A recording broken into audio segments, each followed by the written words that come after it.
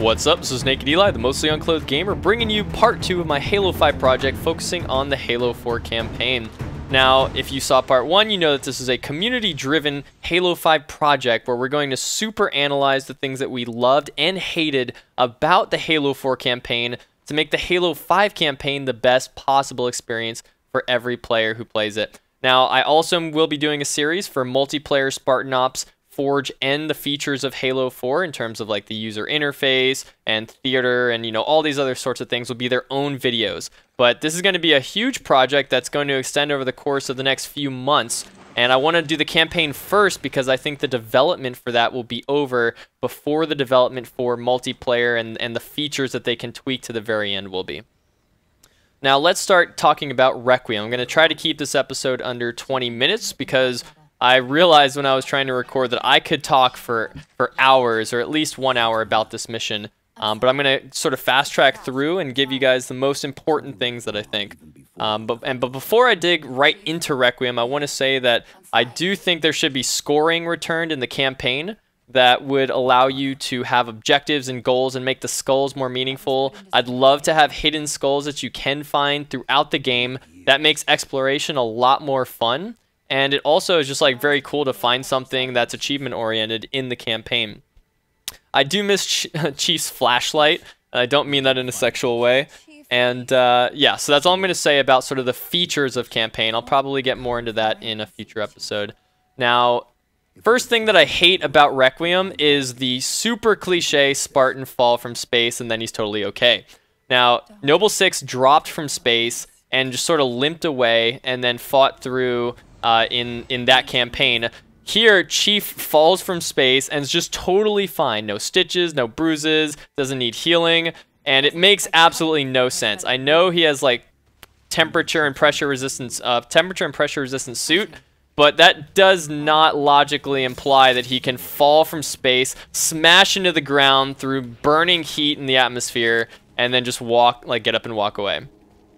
This grunt is going to die, which is kind of cool. I like these like little interactive things.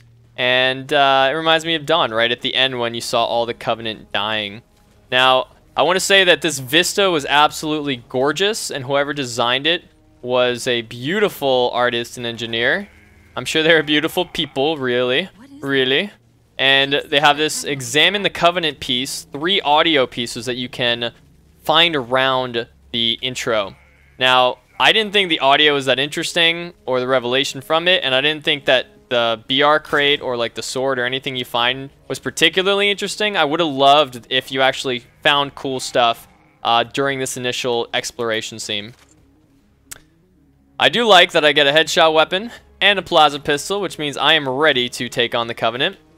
A little thing that I want to note is I was first lost in that section the first time I played it. That was a little frustrating. But eventually Cortana says, hey, there's a little tunnel down there.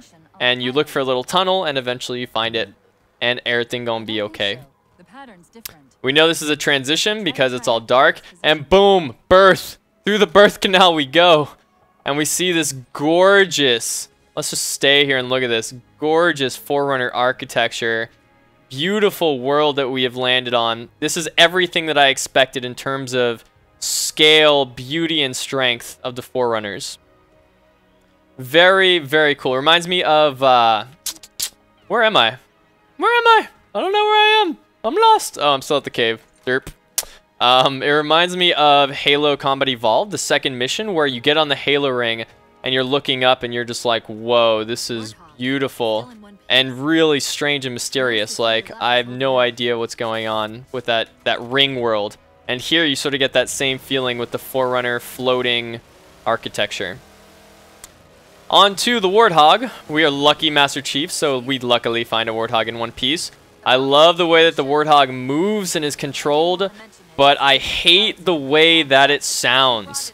I don't know if you guys felt the same way. To me, it sounds like a little RC car that I control with a battery and remote control. And I don't like that. I want the Warthog to feel epic and you know, I don't know, it's just epic, like Master Chief, gargantuan, huge, bigger than life. Even though it is the standard staple vehicle of the UNSC, it should have some punch to it. And to me, this high-pitched, sort of whiny sound that it gives out was just not what I was looking for in the Warthog. Also, what do you guys think about the design? Because I don't know, that thing on the back looks sort of weird to me. I didn't get it, really. I don't think that was there in previous versions. I'm not a super, like, artistic person, so I don't notice artistic details as much. But I just thought this Warthog looked a bit odd compared to previous standardized Warthogs. Now, I don't know why we just went through a snowy section. I know that the Forerunner can control their environments, but we don't talk about that in the game, and new players certainly would not know that. Get off me. Child's play. You will die. You'll die and you'll like it. Come here. What are you doing? Oh my lord. I hope it's okay if I die from messing around with the Covenant a couple times. It actually gives me time to talk about this area, this open world access. The one thing that I don't like about this section is all of the grunts with fuel rods. I think that if we're going to have a Warthog, we should be able to have fun just sort of running over people and getting used to the controls for that. But I felt like our options for movement were extremely limited when it came to this section because there was just an overabundance of fuel rod grunts. Really just a simple problem that could be fixed if you took away just all the power weapons that you just spammed for the Covenant. Sorry, I'm surrounded by enemies. I am focusing on killing them. Oh god. Didn't expect to see you there, buddy. Expected to see you there. You will die. You will die and you'll like it. And you are the worst little commander general person thingy. You had one shot to kill the chief and you messed it up. But yeah, in terms of this section, I think it could have been done better. If they had less fuel rods, you'd have more meaningful choices for movement. You could set up in different locations. You want to get blasted to pieces if you made one wrong mistake. And I don't know, I feel like they could have made it more epic with like ships dropping in. Whoa, I completely forgot about the fuel rods there. This is something I don't like, is like really cheesy things like that. Like they do that a lot to you in Dark Souls. Really, I have to go through this all again? All right, let's just fast track it through to this. Ba-ba-ba-bum. Bum-ba-ba-bum. Yes, I just did that. Yes, I do things like that on a regular basis. You've seen my speedruns. So, yeah, when they have like really cheesy things like that where like you will just die no matter what if you turn a corner and don't know how to approach it. I don't know, it's just it feels cheap. It feels like I didn't have a good chance to respond to that. And I wish that it would have been maybe just one fuel rod grunt or something along those lines. Something not so ridiculous. Something else that I'll get into right here. I guess I could just shoot this guy with carbine. Why not? I got plenty of ammo. You got a problem, bro? You got a problem? Because you gonna die, whether you like it or not. And then your little grunties are gonna freak out, right? By the way, I like the radar in this game, how it has a little arrow up if their enemies are above me, and down if they're below me. One thing I will hate, and I will demonstrate briefly, is that you can get out of the map just by, oh, maybe I won't demonstrate it because this is going to take a lot of time and I don't want to waste your time. But you can jump all the way up to here, go up there, and literally walk through the map there. And it was the very first time I played this game, I was like, oh, cool, look at these rocks. Maybe I can jump up there and run around and have fun going and taking these guys out from the perimeter. Maybe that's a meaningful choice for me to engage with this gameplay. And it turns out that it wasn't. You just fall through the map, that it's a complete glitch, and that it shouldn't be included in any Halo game. It shouldn't be that easy for me to break through the game. Like, sure, maybe if I had a vehicle of some sort and I like took the Banshee through 3 sections back to this area and then engaged in that, maybe that would make sense. But I should never ever be able to get out of any of your maps if I'm just walking, right? Absolutely should not happen. Walking or jumping, rather. I'm probably gonna get blown up from behind, but that's okay. Do-do-do-do. You die. And you die. And you die. I'm out of ammo. You die.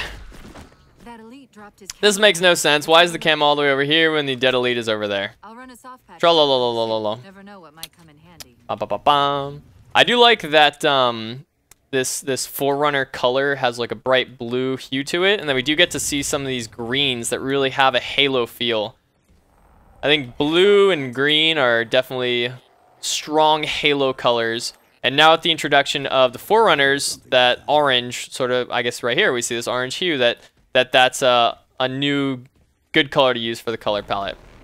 But a lot of people were saying they don't like the gray and sort of the steel color. Like it's been sort of overdone in like Transformers and Tron. I do like that this is all interactive and that I feel like I'm part of like this living, breathing machine.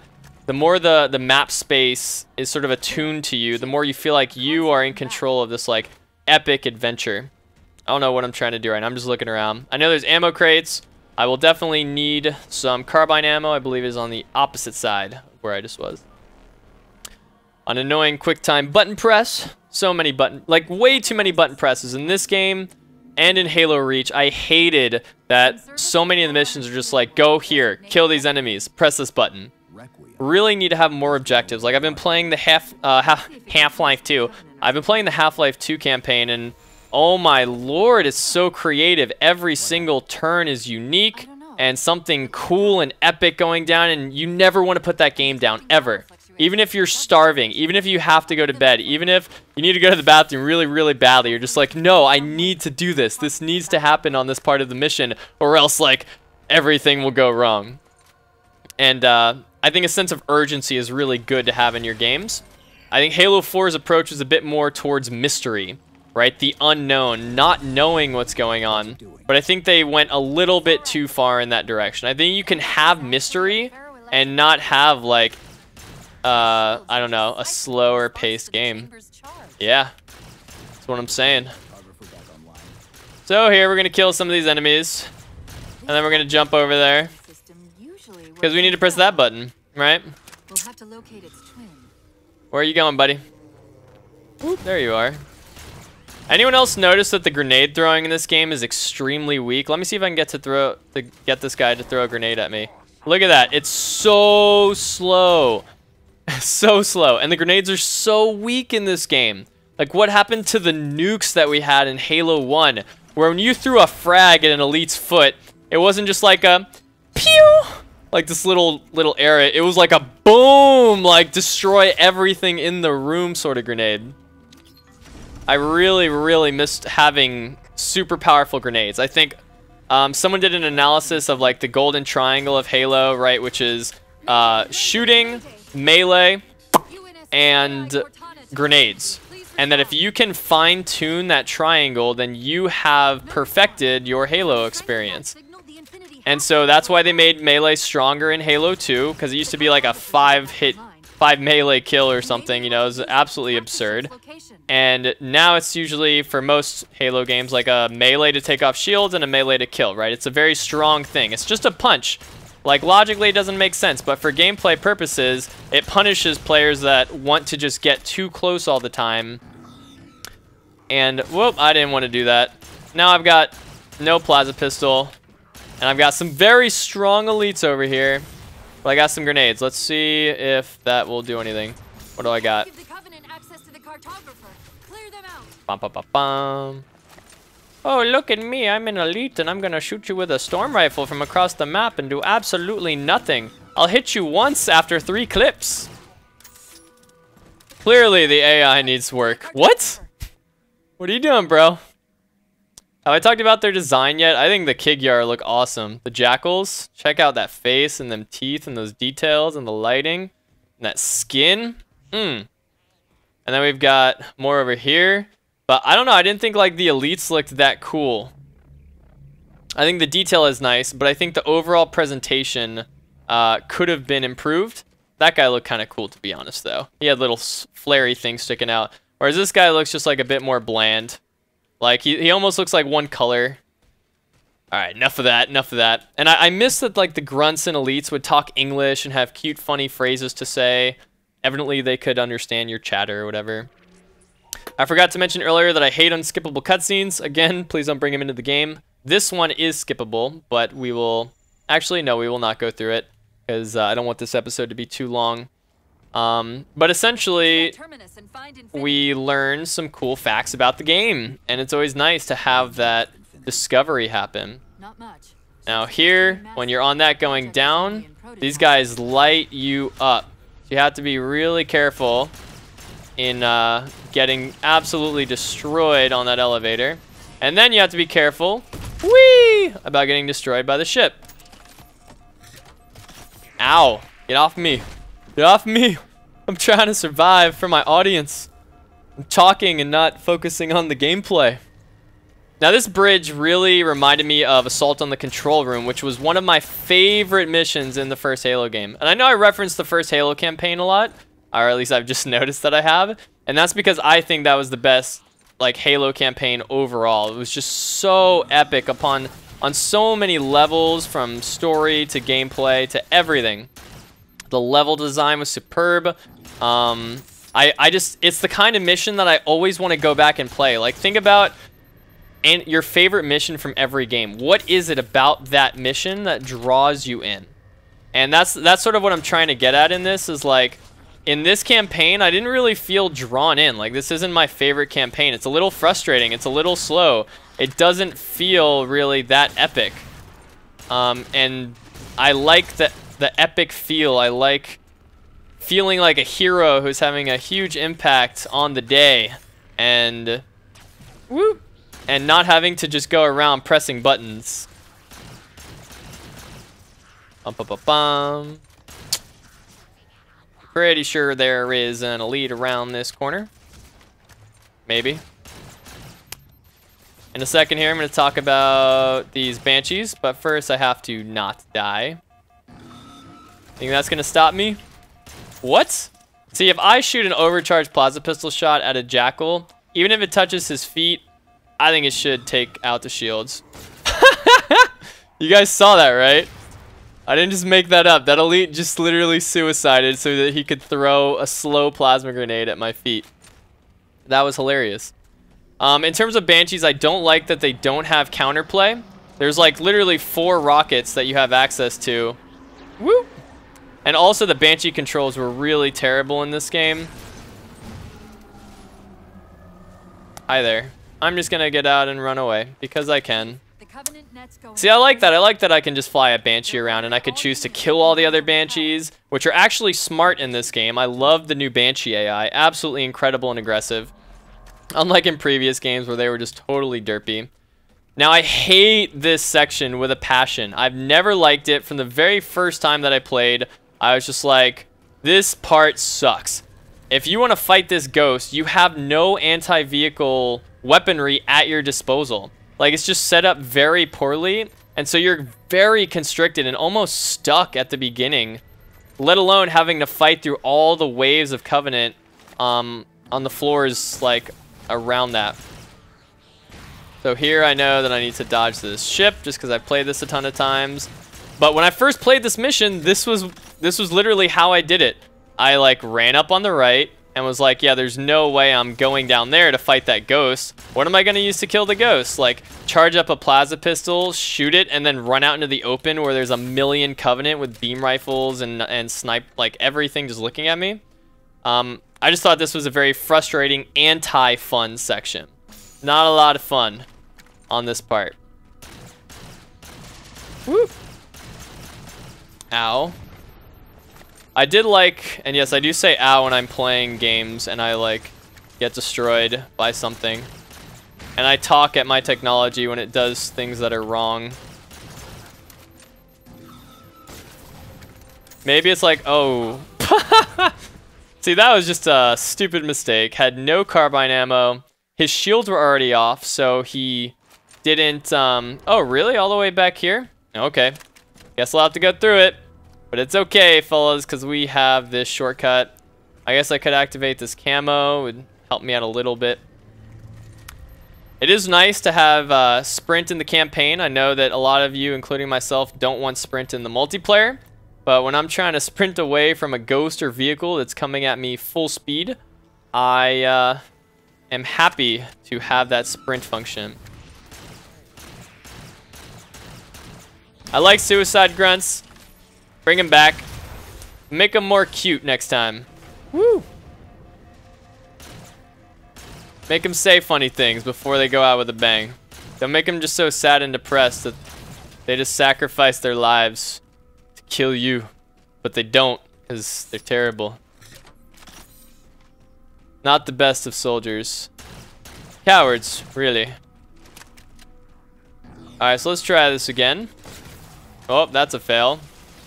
Let's try this again and not fail. What's up, bro? Whee! A little dangerous there. Definitely didn't want to make it so you guys have to watch this like a third time. Now this part I love. This was like the big boss battle where the Sentinels are like, we need your help. And by coming in and fighting these hunters, you actually have an impact. Like there's, I don't know, sort of a social aspect to it. Even though you're not with friends, your Sentinels, these Sentinels are now your friends and buddies. The first time I did this, I didn't know there was a fuel rod down there, so this was a lot more difficult, and I believe was a little melee dance. What am I at? I'm probably a little over 20 minutes now, getting close to the end, so I want to say that I love this orange hue again, and I think they made the game aesthetically appealing. All they need to do is focus on some of the more gameplay design elements, fixing the glitches and just getting out of the game way too easily. Fixing meaningful choices, making the options not super limited. So things, since we have forever, I don't know, I kind of like running down this huge epic corridor, but I don't like that I have to wait for this elevator. Like, why am I waiting for this elevator? And then the mission doesn't end here. Like, I go up on the elevator, but I don't go all the way up on the elevator to something meaningful. I just go partially up on the elevator. It's kind of nonsensical. This is really cool, though. We get to see that. Maybe that's all it was for, is just to see these things closing. So we will watch the ending cutscene where we start to see the Blue Knights. Actually, no, I'm gonna take it back. We're not gonna watch that. I'm gonna sum up briefly that I hated that Chief survived the fall from space. Was so cliche. I hate the sound of the Warthog getting out of the map too easily. The quick time buttons again. Unskippable cutscenes. The discussion of Infinity without an introduction by Cortana. And then the entrance to the last main area was a bit ridiculous. A summary of what I loved is the smooth transition of Cortana's rampancy, Chief's emotional connection to her and how it develops, seeing the huge, massive Forerunner structures and the lighting of Requiem. I thought the musical transitions were done well, and then that final sort of hunter boss fight was really awesome. So let me know your guys' thoughts on Requiem, what 343 did right, what they did wrong in your opinion, and I will probably copy-paste a ton of your comments into the huge Halo Waypoint forum post that I do on this mission and on the campaign in general. So that is all for this. I hope you enjoyed the video. Give it a thumbs up if you did. This is Nak3d Eli. Subscribe for more. Thanks so much for watching.